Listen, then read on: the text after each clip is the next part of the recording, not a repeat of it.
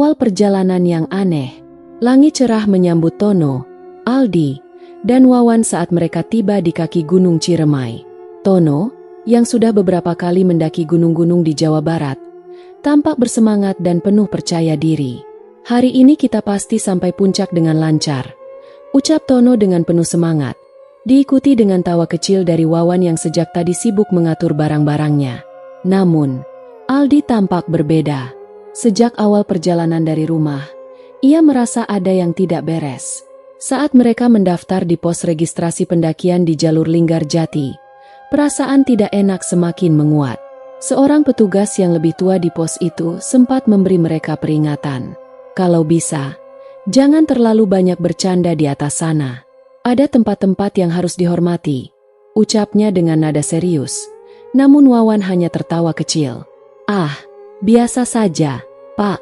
Kami sudah sering dengar cerita begitu," balas Wawan santai. Setelah itu, mereka memulai pendakian. Jalur Linggarjati memang terkenal terjal dan menantang, tapi ketiganya cukup berpengalaman. Mereka menikmati udara segar pegunungan dan pemandangan alam yang memanjakan mata. Tono berjalan di depan, memimpin dengan langkah cepat. Di belakangnya, Wawan bercanda dengan santainya sambil sesekali mengabadikan momen dengan kameranya. Aldi, yang biasanya suka ngobrol, kini lebih banyak diam, mencoba mengabaikan perasaan tidak enaknya. Setelah beberapa jam berjalan, mereka mulai mendengar sesuatu yang aneh. Awalnya hanya seperti suara langkah kaki lain yang mengikuti di belakang mereka. Namun, setiap kali mereka berhenti dan menengok, tidak ada siapapun di sana. Hanya suara gemerisik daun dan angin yang berembus pelan di antara pepohonan yang menjulang tinggi. "Perasaan gue dari tadi ada yang ngikutin deh," kata Aldi dengan nada cemas. "Ah, lo aja yang kebanyakan nonton film horor," jawab Tono dengan nada santai, mencoba meredakan kecemasan Aldi. Wawan pun menimpali. "Udahlah, Di. Mungkin itu cuma hewan kecil di semak-semak." Meski berusaha mengabaikan, firasat Aldi semakin buruk. Langit yang tadinya cerah perlahan berubah mendung, dan suasana hutan di sekitar mereka mulai terasa berbeda. Aldi mencoba melupakan kegelisahannya dan tetap mengikuti langkah Tono yang tampak tenang. Seiring dengan semakin terjalnya jalur, mereka berhenti sejenak untuk beristirahat. "Ini jalur benar-benar bikin kaki berasa mau copot," katanya sambil tertawa kecil. Tono hanya tersenyum dan mengajak mereka untuk segera melanjutkan perjalanan agar bisa mendirikan tenda sebelum malam tiba. Saat mereka mulai melangkah lagi, suara langkah yang semula samar mulai terdengar lebih jelas. Kali ini, bahkan Tono pun mendengarnya. Ia berhenti sejenak, menatap ke belakang, dan kembali tak menemukan apa-apa. "Mungkin memang cuma perasaan kita," katanya setengah ragu. Namun, tak bisa dipungkiri, ada sesuatu yang mulai mengganggu. Aldi merasakan bulu kuduknya berdiri, sementara Wawan, yang biasanya penuh canda, mulai terlihat agak cemas. "Serius nih, gue mulai ngerasa nggak enak," ucap Wawan akhirnya. Meski suasana semakin mencekam, mereka memutuskan untuk terus melanjutkan perjalanan. Jalan semakin menanjak dan udara semakin dingin.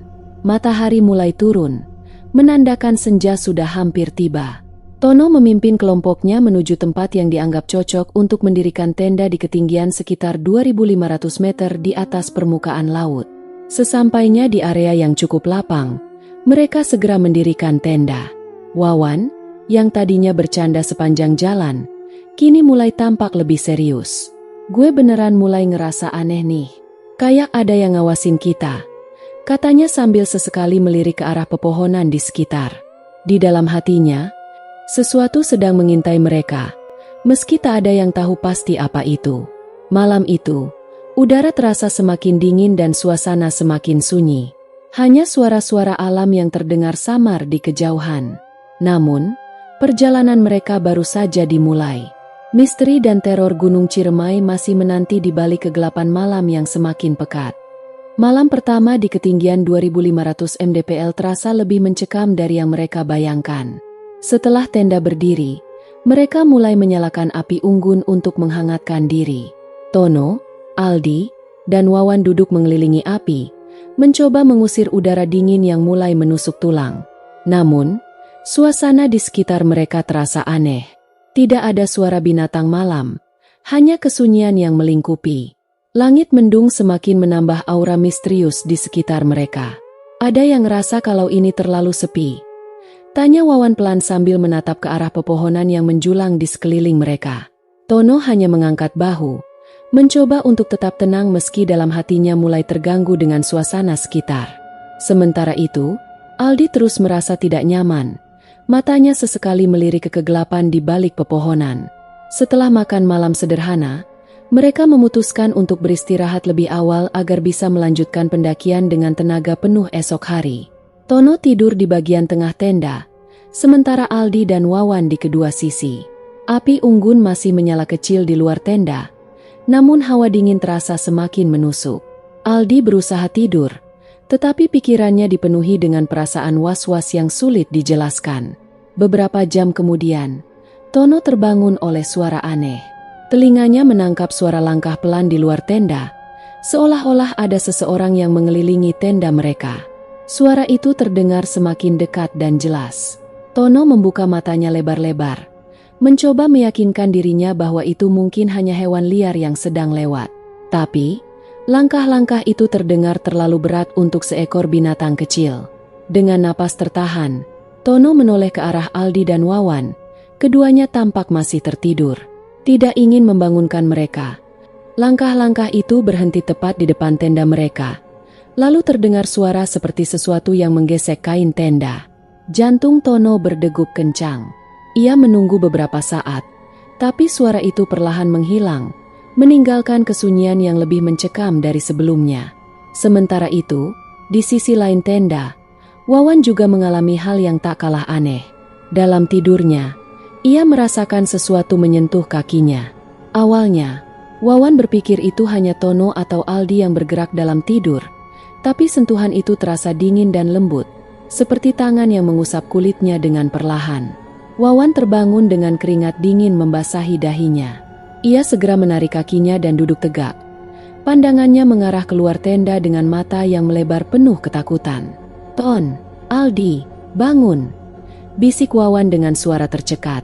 Aldi yang memang sudah sulit tidur, langsung terbangun mendengar bisikan Wawan. "Kenapa, Wan?" tanyanya sambil menatap Wawan yang terlihat pucat. "Ada yang aneh di sini. Gue ngerasa ada yang megang kaki gue," jawab Wawan. Suaranya bergetar. Aldi yang tadinya hanya merasa was-was, kini mulai merasakan kecemasan yang lebih nyata. Namun, kejadian yang paling menyeramkan terjadi pada Aldi. Setelah kembali mencoba tidur, ia tertidur dengan gelisah dan terjebak dalam mimpi buruk. Dalam mimpinya, Aldi melihat dirinya berdiri di puncak Gunung Ciremai. Namun, di sana, ia tidak sendirian. Ada sosok tinggi besar dengan rambut panjang yang berdiri tidak jauh darinya. Sosok itu memiliki mata merah menyala yang menatapnya tajam. Aldi mencoba bergerak, tapi tubuhnya terasa kaku, tidak bisa bergerak sedikit pun. Sosok itu perlahan mendekat, suaranya menggeram, seperti sedang merapal sesuatu yang tak bisa Aldi pahami. Saat sosok itu hanya beberapa meter darinya, Aldi terbangun dengan napas terengah-engah. Keringat dingin membasahi seluruh tubuhnya. Tono dan Wawan yang juga terjaga karena perasaan aneh tadi, menatap Aldi dengan cemas. "Lo kenapa, Di?" tanya Tono, melihat Aldi yang masih terengah-engah. Aldi mencoba menenangkan diri, lalu menceritakan mimpi buruknya kepada mereka. Tono dan Wawan saling bertukar pandang, kini menyadari bahwa ada sesuatu yang tidak beres sejak mereka mendirikan tenda di tempat ini. Keheningan malam yang terasa menyesakkan hanya membuat suasana semakin tegang. Tono mencoba tetap tenang, meski dalam hatinya ia mulai mempertanyakan keputusan mereka untuk mendaki Ciremai. Pagi pun tiba, namun suasana aneh dari malam sebelumnya masih membekas. Saat mereka keluar dari tenda, sesuatu yang lebih mengejutkan menanti mereka. Di sekitar tenda, mereka menemukan jejak telapak kaki, besar dan dalam, seolah-olah seseorang atau sesuatu telah berjalan di sekitar tenda mereka sepanjang malam. Jejak itu terlihat jelas, meski mereka yakin tidak ada orang lain yang berada di sekitar lokasi mereka. Tono, yang biasanya optimis, kini mulai merasakan keganjilan yang tak bisa ia abaikan. Gue rasa ada yang ngikutin kita dari tadi, ucapnya dengan nada serius. Wawan yang biasanya ceria, kini hanya diam sambil menatap jejak kaki itu dengan ketakutan yang jelas terlihat di wajahnya. Aldi, yang sejak awal sudah merasakan firasat buruk, hanya bisa menghela napas panjang. Ia tahu, perjalanan mereka belum berakhir. Bahkan mungkin, hal terburuk baru akan dimulai. Malam kedua di Gunung Ciremai mendekati puncaknya, dan ketegangan yang mereka rasakan semakin menguat. Setelah kejadian di malam pertama, Tono, Aldi, dan Wawan berusaha untuk tetap tenang dan melanjutkan perjalanan. Meski fisik mereka masih kuat, mental mereka mulai terkikis oleh hal-hal ganjil yang terus menghantui mereka. Semakin tinggi mereka mendaki, semakin aneh suasana yang mereka rasakan. Sekitar sore hari, setelah melewati tanjakan yang semakin terjal, ketiganya memutuskan untuk beristirahat. Hawa dingin mulai menyelimuti tubuh mereka, menambah rasa lelah dan tegang yang sudah terasa sejak tadi malam. Tono, yang biasanya ceria, kini lebih banyak diam. Wawan juga tidak lagi melemparkan candaan. Ekspresinya menunjukkan kecemasan yang terus ia pendam. Kayaknya kita harus cepat-cepat sampai puncak, terus turun. Firasat buruknya semakin kuat, dan ia tak bisa menahan perasaan itu lebih lama lagi. Tapi kita harus tenang. Jangan sampai panik. Nanti malah bikin kita salah langkah, jawabnya, berusaha memberi semangat meski suaranya terdengar agak gemetar. Wawan hanya duduk terdiam, tatapannya tertuju pada pepohonan di sekeliling mereka. Ia merasa ada yang mengawasi, tapi tidak tahu dari mana asalnya. Setiap kali ia melihat ke arah hutan, ia merasa ada sesuatu yang bergerak di balik pepohonan. Namun setiap kali ia mencoba fokus, bayangan itu menghilang begitu saja. Rasa takut mulai merayap dalam dirinya. Menjelang malam, mereka mendirikan tenda di sebuah area yang terasa lebih sepi dan jauh dari jalur pendakian biasa. Aldi terus melihat ke arah sekitar dengan gelisah, sementara Tono sibuk menyiapkan peralatan. Wawan, yang biasanya paling santai, kini mulai merasakan suhu tubuhnya turun secara drastis, meskipun mereka berada di dalam tenda yang cukup tertutup. Masa api unggun gak ada, tapi dinginnya kayak gini. Wawan bergumam pelan, mencoba memijat kedua tangannya agar terasa hangat. Tono, yang duduk di dekatnya, mulai merasa aneh juga. Hawa dingin ini terasa tidak normal, bahkan untuk ketinggian gunung. Jangan-jangan ada yang gak beres lagi di sini. Aldi berbisik, suaranya bergetar. Ia semakin yakin bahwa mereka sedang diikuti oleh sesuatu yang tak kasat mata sejak mereka memulai pendakian. Setelah beberapa jam mencoba tidur, tiba-tiba tenda mereka terguncang. Tidak hanya sekali, tetapi berkali-kali, seperti ada angin besar yang menghantam dari segala arah. Namun, ketika mereka keluar untuk memeriksa, malam itu benar-benar tenang. Tidak ada angin, tidak ada tanda-tanda bahwa cuaca buruk sedang terjadi. Hanya kegelapan yang mengelilingi mereka. Suara bisikan mulai terdengar di sekitar tenda. Bisikan itu samar, mengucapkan kata-kata dalam bahasa yang mereka tidak mengerti. Wawan, yang mendengarnya pertama kali, langsung terbangun dengan wajah panik. "Kalian dengar enggak? Ada suara bisik-bisik di luar," serunya dengan suara gemetar. Tono dan Aldi saling berpandangan. Keduanya mendengar hal yang sama. Aldi memutuskan untuk menyalakan senter dan mengintip keluar tenda. Namun, yang ia lihat hanya kegelapan pekat, tanpa jejak makhluk atau apapun yang bisa menjelaskan suara-suara tersebut. "Wan, jangan panik," ucap Tono, mencoba meredakan ketegangan. Mungkin itu cuma angin. Namun dalam hati, ia juga mulai ragu dengan kata-katanya sendiri. Suara bisikan itu terlalu jelas untuk sekadar angin yang berhembus. Suasana semakin mencekam ketika mereka kembali ke dalam tenda. Kali ini, Wawan melihat sesuatu di sudut matanya. Sesosok bayangan hitam besar bergerak cepat di luar tenda, melintas di antara pepohonan. "Ada sesuatu di luar," teriak Wawan tiba-tiba, membuat Tono dan Aldi terkejut. Tono segera membuka tenda dan menyorotkan senternya ke arah yang ditunjuk Wawan. Namun, lagi-lagi, mereka hanya melihat pepohonan yang berdiri kokoh dalam keheningan. Tidak ada bayangan hitam, tidak ada apapun. Namun, hawa dingin semakin menusuk, dan suasana malam itu terasa jauh lebih berat dari sebelumnya. Aldi, yang sudah terlalu cemas, kini tidak bisa lagi menahan ketakutannya. Gue nggak ngerti lagi sama ini semua. Gue nggak mau nginep di sini lagi, ujarnya dengan nada putus asa. Wawan juga terlihat panik. Tubuhnya bergetar karena suhu yang semakin tidak masuk akal. Akhirnya, setelah beberapa jam yang penuh dengan ketegangan, mereka mencoba memaksakan diri untuk tidur meski suara-suara aneh terus menghantui.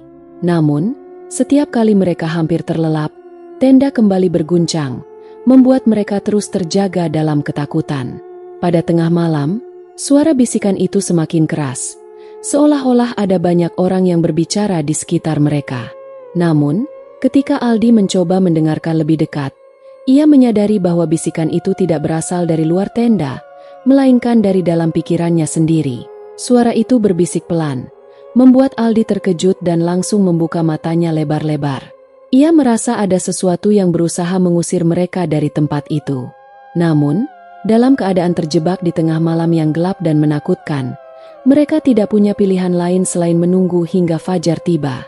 Di luar tenda, bayangan-bayangan aneh terus bergerak di antara pepohonan. Hawa dingin semakin menjadi, sementara suara bisikan itu seakan semakin dekat, seolah menyelimuti mereka dari segala arah. Pagi ketiga datang dengan nuansa yang lebih suram. Setelah malam yang panjang dan penuh teror, Tono, Aldi, dan Wawan mulai merasa kehilangan semangat. Mereka tidak bisa tidur dengan nyenyak, tubuh mereka lelah, dan mental mereka semakin terkikis oleh pengalaman aneh yang terus terjadi sejak hari pertama. Tono mencoba bangkit dan menyemangati teman-temannya. Gue yakin kalau kita terus maju, semuanya bakal baik-baik aja. Mungkin kita cuma kecapean dan melihat hal-hal yang gak ada, katanya, meskipun dalam hatinya, ia juga tidak sepenuhnya yakin dengan ucapannya sendiri. Aldi dan Wawan hanya diam. Wajah mereka terlihat lelah dan pucat. Wawan yang biasanya ceria, kini tidak banyak bicara. Rasa takut dan firasat buruk terus membayanginya. Aldi pun tak lagi mengeluhkan firasatnya, tapi ia terlihat terus gelisah. Namun, dengan sisa-sisa semangat yang ada, mereka melanjutkan perjalanan menuju puncak. Jalur pendakian semakin berat dan terjal. Tono yang memimpin di depan terlihat mulai ragu, karena jalur yang biasanya ia kenal, kali ini terasa berbeda. Seolah-olah jalur yang mereka lewati berubah tanpa alasan jelas. Setiap langkah yang mereka ambil terasa semakin berat, tidak hanya secara fisik, tetapi juga mental. Saat mereka berjalan lebih jauh, matahari mulai terbenam perlahan, menambah suasana mencekam di sekeliling mereka. Tiba-tiba, mereka sampai di sebuah area yang sangat berbeda dari jalur sebelumnya. Mereka menemukan sebuah tanah datar yang dikelilingi pepohonan rimbun, namun di tengahnya terdapat beberapa bangunan tua seperti rumah-rumah kecil. Tidak ada yang tahu bagaimana mereka bisa sampai ke tempat itu, karena di peta tidak ada tanda-tanda desa atau pemukiman di jalur pendakian tersebut. "Ini tempat apa?" tanya Wawan. Suaranya serak karena takut dan bingung. Tono mengerutkan kening. "Gue nggak pernah dengar ada desa di sini. Di peta juga nggak ada tanda-tanda pemukiman," ujarnya sambil mengamati bangunan-bangunan yang terlihat terbengkalai dan berlumut.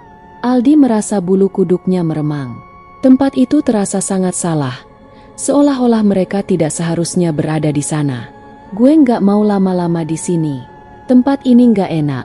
Ton, kita harus pergi sekarang," ucap Aldi dengan nada panik. Namun, jalan keluar seolah tertutup. Setiap kali mereka mencoba berjalan keluar dari area itu, mereka selalu kembali ke tempat yang sama. Tidak peduli ke arah mana mereka pergi, langkah mereka selalu membawa mereka kembali ke titik awal. Tono mulai frustrasi. "Ini nggak mungkin. Jalur tadi jelas-jelas kita ikutin. Tapi kenapa kita malah balik ke sini lagi?" Aldi dan Wawan semakin ketakutan. Mereka merasa terjebak di tempat yang tidak seharusnya ada. Di sekitar mereka, suasana hutan semakin sunyi. Tidak ada suara burung, tidak ada suara angin, hanya keheningan yang mencekam. Aldi mulai merasakan sesuatu yang sangat salah, seakan mereka telah melanggar sesuatu yang tidak boleh mereka sentuh. "Tono, kita benar-benar harus keluar dari sini," kata Wawan sambil melihat sekeliling dengan gelisah. Ini tempatnya bukan buat kita. Gue bisa ngerasain itu. Tono mengangguk. Meskipun pikirannya terus berpacu mencari solusi. Kita coba sekali lagi. Jangan sampai kita kebawa panik. Gue yakin ini cuma karena kita kelelahan dan kehilangan arah. Namun, percobaan mereka berikutnya tidak lebih baik. Setiap langkah semakin memperkuat perasaan bahwa ada sesuatu yang menahan mereka di tempat itu. Wawan mulai terengah-engah, napasnya pendek, dan keringat dingin membasahi tubuhnya meski cuaca di sekitar mereka tidak terlalu panas. Saat malam semakin mendekat, Aldi melihat sesuatu di kejauhan. Bayangan kabur, namun jelas terlihat seperti seseorang berdiri di antara pepohonan. "Ada orang di sana," teriaknya, menunjuk ke arah bayangan itu. Tono dan Wawan memandang ke arah yang ditunjuk Aldi, tetapi mereka tidak melihat apapun. "Lu yakin, Di?" tanya Wawan. Suaranya terdengar bergetar. "Gue bener-bener ngelihat ada orang tadi, tapi sekarang hilang," jawab Aldi. Matanya masih terpaku ke arah hutan yang mulai gelap. Mereka bertiga saling berpandangan, tidak tahu harus bagaimana. Akhirnya, Tono memutuskan untuk mendirikan tenda di area itu meskipun firasat mereka semakin buruk. Mereka tidak punya pilihan lain. Kegelapan mulai menelan hutan, dan melanjutkan perjalanan dalam keadaan tersesat di malam hari hanya akan memperburuk situasi. Malam itu, mereka duduk di sekitar tenda dengan suasana yang semakin mencekam. Wawan yang biasanya suka bercanda, kali ini benar-benar terdiam. Aldi terus melihat ke arah pepohonan, khawatir sosok yang ia lihat sebelumnya akan muncul lagi. Tono mencoba tetap tenang, tetapi ia juga merasakan hawa aneh yang menyelimuti tempat itu. Angin malam bertiup lembut, tetapi terdengar suara-suara aneh seperti langkah kaki di antara pepohonan. Aldi, yang duduk paling dekat dengan tenda, mulai mendengar bisikan-bisikan lagi, namun kali ini lebih jelas dan menyeramkan. Bisikan itu seolah memanggil namanya, perlahan namun pasti. Aldi tersentak dan menoleh ke belakang, tetapi tidak ada siapa-siapa. Ia merasa tubuhnya membeku seketika. "Kalian denger nggak?" tanya Aldi dengan suara gemetar. Tono dan Wawan menggeleng, meskipun keduanya mulai merasakan sesuatu yang tidak wajar. "Dengar apa, Di?" tanya Tono, mencoba untuk tetap tenang. "Ada yang manggil nama gue dari arah sana." Aldi menunjuk ke arah hutan gelap di belakang mereka. Tatapannya kosong, seolah-olah ia ingin mempercayai bahwa semua itu hanya halusinasinya saja, namun perasaannya mengatakan sebaliknya. Suasana semakin mencekam. Mereka kini tidak hanya merasa tersesat secara fisik, tetapi juga terperangkap oleh sesuatu yang tidak bisa mereka jelaskan. Malam itu, ketegangan semakin memuncak. Wawan, yang biasanya ceria, kini duduk dengan tubuh gemetar, memeluk lututnya dan sesekali melirik ke arah Aldi, yang terlihat jauh lebih gelisah daripada sebelumnya. Tono mencoba memimpin dengan tenang, meskipun pikirannya penuh dengan kekhawatiran. Ia tidak bisa menyingkirkan perasaan bahwa mereka telah masuk ke dalam wilayah yang tidak seharusnya. Tetapi, meskipun rasa takutnya memuncak, ia merasa bertanggung jawab untuk membawa Aldi dan Wawan keluar dari situasi mengerikan ini. Suara bisikan yang tadi sempat Aldi dengar kini mulai terdengar oleh mereka semua. Suara itu datang dari segala arah, membuat suasana makin mencekam. Bisikan-bisikan tersebut tidak jelas, hanya terdengar seperti suara manusia yang samar, menggumam sesuatu yang tidak dapat dimengerti. "Kita harus pergi dari sini sekarang," bisik Aldi. Suaranya pecah oleh ketakutan. Ia terus memandang ke arah pepohonan gelap, seolah takut sosok yang ia lihat sebelumnya akan muncul lagi. Tono memandangi kedua temannya. "Tapi kita nggak tahu arah keluar, Di. Gue takut kalau kita jalan sekarang, kita bakal makin tersesat." Namun, Wawan yang dari tadi diam tiba-tiba bersuara, dan suaranya bergetar. "Tapi kalau kita tinggal di sini, gue rasa kita nggak akan selamat." Ia menunjuk ke arah hutan dengan tangan gemetar. "Gue ngerasa ada yang ngikutin kita sejak tadi. Apapun itu, gue nggak yakin dia bakal biarin kita pergi dengan mudah." Tono terdiam sejenak, mempertimbangkan semua pilihan. Sebelum ia bisa memutuskan, angin dingin tiba-tiba berhembus dengan sangat kuat. Bersamaan dengan itu, suara tawa mengerikan terdengar dari dalam hutan, Suara tawa perempuan yang menggema, seolah-olah berasal dari segala arah. Tawa itu tidak terdengar seperti suara manusia biasa. Ada sesuatu yang sangat menyeramkan di dalamnya, seolah-olah makhluk tersebut sedang mengejek mereka. Wawan, yang paling ketakutan, langsung berdiri dan mencoba lari ke arah yang berlawanan. Namun, karena panik, ia tersandung akar pohon dan jatuh keras ke tanah. "Wawan!" teriak Tono dan Aldi bersamaan, berlari menghampirinya. Wawan terkapar di tanah, wajahnya pucat pasi, matanya terpejam, dan tubuhnya tampak lemah. Aldi memeriksa denyut nadinya dengan gemetar, memastikan bahwa temannya masih hidup. "Dia pingsan," kata Aldi dengan suara bergetar. "Kita harus keluar dari sini, sekarang juga." Tono mengangguk cepat, lalu menggendong tubuh Wawan yang tak sadarkan diri di punggungnya. "Ayo, kita coba cari jalan keluar," katanya, suara keberanian yang memudar dari bibirnya. Mereka tahu mereka tersesat, tapi bertahan di sini lebih buruk daripada mencoba peruntungan mereka di jalur yang tidak pasti. Aldi memimpin jalan dengan senter kecil di tangannya. Mereka berjalan menembus kegelapan hutan yang semakin mencekam, berharap menemukan jalur yang bisa membawa mereka turun. Namun, setiap langkah yang mereka ambil seolah tidak membawa perubahan. Pepohonan terlihat sama, jalan terasa sama, dan perasaan bahwa mereka diawasi semakin kuat. Tawa perempuan itu kembali terdengar, kali ini lebih dekat dan lebih menakutkan. Aldi tertegun sejenak.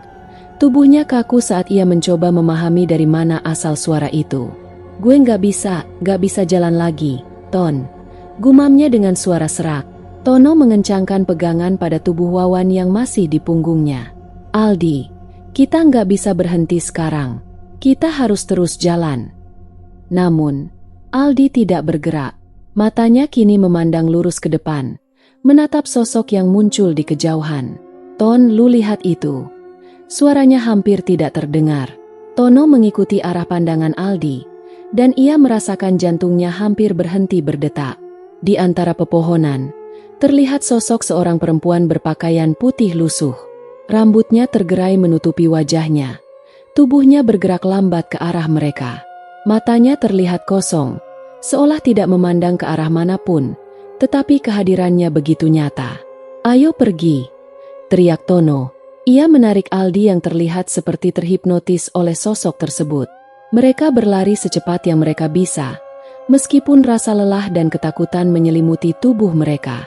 Tawa perempuan itu semakin keras dan semakin menyeramkan, menggema di seluruh hutan. Angin kencang kembali berhembus, menambah keputusasaan mereka. Saat mereka berlari, mereka bisa merasakan kehadiran sosok itu semakin dekat, seolah mengikuti mereka dari belakang. Tiba-tiba, Wawan yang masih tak sadarkan diri bergerak di punggung Tono. Ia menggeliat dengan mata yang masih tertutup, namun mulutnya bergerak-gerak, seolah menggumamkan sesuatu. Aldi mendengar gumaman Wawan dan langsung merasa merinding. Tono memperlambat langkahnya, mencoba mendengar lebih jelas. Namun, suara yang keluar dari mulut Wawan bukanlah suara yang normal. Itu terdengar seperti bisikan dalam bahasa asing, sesuatu yang tidak pernah mereka dengar sebelumnya.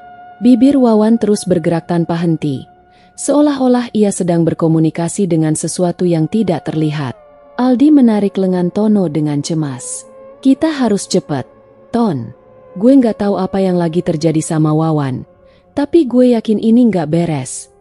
Tono mengangguk cepat, mempercepat langkahnya lagi. Mereka terus berlari tanpa henti, meskipun kegelapan semakin menelan mereka. Kini, suara tawa perempuan itu terdengar sangat dekat, hampir di atas kepala mereka. Mereka tahu, apapun yang mengintai mereka tidak akan membiarkan mereka pergi dengan mudah. Dengan napas terengah-engah, Tono dan Aldi terus berlari menuruni jalur yang semakin gelap dan menyeramkan. Tawa mengerikan yang mengiringi langkah mereka seolah mengejek setiap usaha mereka untuk melarikan diri. Wawan masih tak sadarkan diri di punggung Tono, dan setiap kali mereka berhenti untuk beristirahat sejenak, gumaman aneh dari mulut Wawan kembali terdengar, membuat suasana semakin mencekam. "Ton, kita harus keluar dari sini. Gue nggak yakin kita bisa terus kayak gini," ucap Aldi. Suaranya bergetar ketakutan. Tono berhenti sejenak, memandang Aldi dengan mata yang lelah. Gue tahu, Di, tapi kita harus terus bergerak. Kalau kita berhenti sekarang, gue takut kita nggak akan pernah keluar dari sini. Aldi mengangguk, meskipun ketakutan jelas terpancar dari wajahnya. Mereka melanjutkan perjalanan dengan kaki yang mulai lemas. Setiap langkah terasa semakin berat, seolah hutan ini ingin menahan mereka di dalamnya. Suara tawa perlahan menghilang, tapi bukan berarti ancaman hilang begitu saja. Hutan ini punya sesuatu yang lain, sesuatu yang lebih berbahaya dari sekadar suara-suara tak kasat mata. Malam semakin larut, dan kabut tebal mulai menyelimuti jalur yang mereka lalui.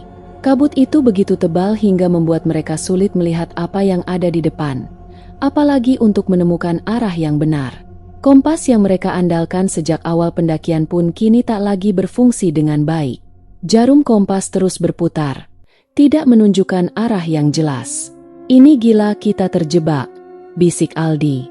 Tono menggertakkan giginya, menahan rasa frustasi yang mulai menghimpit. "Jangan ngomong gitu. Kita pasti bisa keluar dari sini." Namun, di dalam hati kecilnya, Tono mulai meragukan kata-katanya sendiri. Jalur yang mereka lewati seolah tidak pernah berakhir, selalu membawa mereka kembali ke tempat yang sama.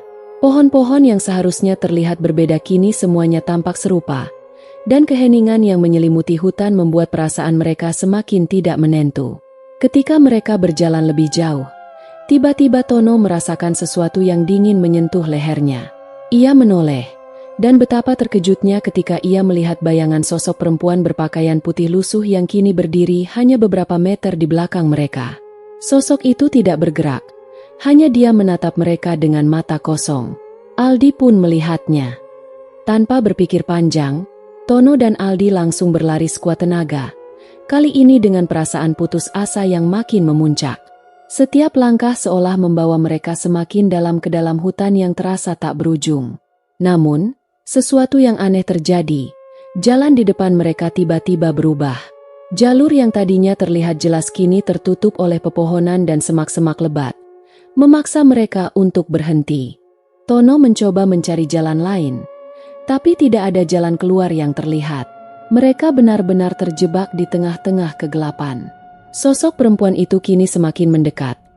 Tawa yang tadi samar kini berubah menjadi jeritan mengerikan yang menusuk telinga mereka. Jeritan itu begitu keras hingga membuat mereka berlutut, menutupi telinga mereka. "Ini akhirnya kita nggak bakal keluar," bisik Aldi dengan suara putus asa. Namun, tepat ketika mereka merasa semua harapan hilang, sebuah cahaya terang tiba-tiba muncul dari arah belakang mereka. Cahaya itu begitu terang, memancar dengan kekuatan yang tidak bisa dijelaskan. Perlahan-lahan, sosok perempuan itu mulai menghilang, bersamaan dengan jeritan yang perlahan memudar. Tono dan Aldi, yang masih dalam keadaan syok, saling menatap dengan bingung. Dari balik cahaya itu, muncul seorang pendaki tua, membawa senter besar yang tampak usang. Wajahnya terlihat penuh pengalaman, dengan raut yang tenang namun serius. "Kalian anak-anak muda seharusnya tidak berada di sini malam-malam begini," kata pendaki tua itu dengan suara dalam. "Ini bukan jalur yang seharusnya kalian lalui." Aldi yang masih ketakutan mencoba berbicara. "Kami nggak bisa keluar dari sini. Jalur ini memang sering memakan korban. Banyak yang bilang ini jalur hilang. Kalau kalian nggak hati-hati, kalian bisa terjebak di sini selamanya." Tono, meski lelah, berusaha berdiri. "Bapak bisa bantu kami keluar dari sini?" Pendaki tua itu mengangguk lagi. "Ikuti saya. Tapi ingat, jangan melihat ke belakang, apapun yang terjadi." Tanpa banyak pilihan, Tono dan Aldi mengikuti pendaki tua itu. Mereka berjalan dalam diam, dengan Wawan yang masih pingsan di punggung Tono. Perjalanan terasa sangat panjang, tetapi anehnya, tidak ada lagi suara-suara aneh atau kehadiran sosok perempuan mengerikan itu. Setelah beberapa saat berjalan, mereka akhirnya melihat cahaya dari pos pendakian di kejauhan. Tono dan Aldi merasa lega, seolah beban berat yang selama ini menghantui mereka mulai terangkat. Namun, ketika mereka sampai di pos, pendaki tua itu tiba-tiba menghilang tanpa jejak, meninggalkan mereka dalam kebingungan. Tono menatap Aldi, masih mencoba memahami apa yang sebenarnya terjadi. Mereka tidak tahu siapa pendaki tua itu, tapi satu hal yang pasti, tanpa bantuannya, mungkin mereka tidak akan pernah keluar dari jalur itu. Setelah Wawan siuman dan mereka memastikan bahwa semuanya aman, mereka memutuskan untuk segera turun dan kembali ke kehidupan normal. Namun, pengalaman di Gunung Ciremai itu meninggalkan bekas yang mendalam, terutama bagi Aldi. Sejak kejadian itu, Aldi sering merasa ada sesuatu yang mengikutinya. Meski ia tidak pernah melihat sosok perempuan itu lagi, ia selalu merasakan kehadirannya, seolah-olah makhluk itu belum benar-benar melepaskannya. Pendakian di Gunung Ciremai itu bukan sekadar perjalanan fisik, tetapi juga perjalanan yang menguji batas mental dan spiritual mereka. Ada hal-hal di dunia ini yang tidak bisa dijelaskan oleh logika, dan pengalaman mereka menjadi bukti bahwa ada kekuatan-kekuatan misterius yang selalu mengintai di tempat-tempat keramat seperti Gunung Ciremai.